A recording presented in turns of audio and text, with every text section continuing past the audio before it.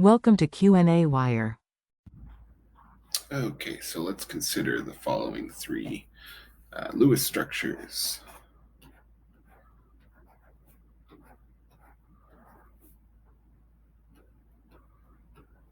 Two lone pairs there, and two lone pairs here.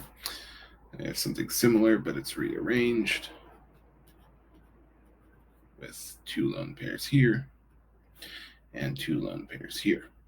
And finally, two lone pairs here, and two lone pairs here.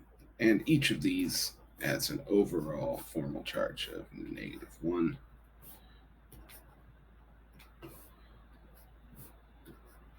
But what's different is what the formal charges of the individual atoms are.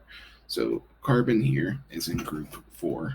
So we take 4 and we subtract the number of electrons in lone pairs, which is 4, and the number of bonds, which is 2. And that tells us the formal charge on carbon, which we get -2.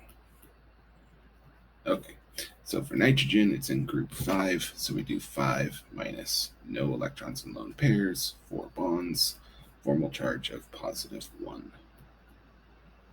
Okay, sulfur is in group 6. So we do 6 minus 4 electrons in lone pairs and 2 bonds for a total of 0. No charge on sulfur.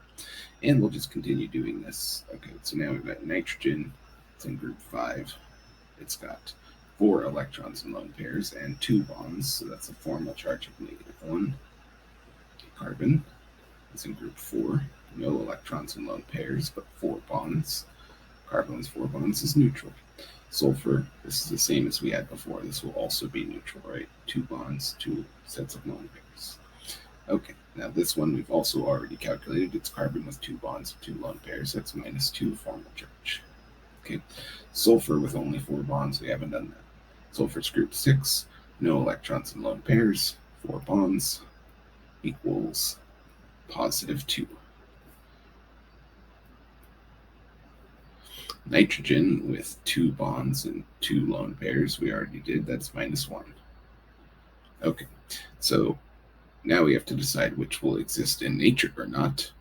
And the idea with Lewis structures that you always want to minimize formal charge. You want to have the least amount of atoms with formal charge as possible. This one's got 3 atoms with formal charges, and some of them are as big as ±2.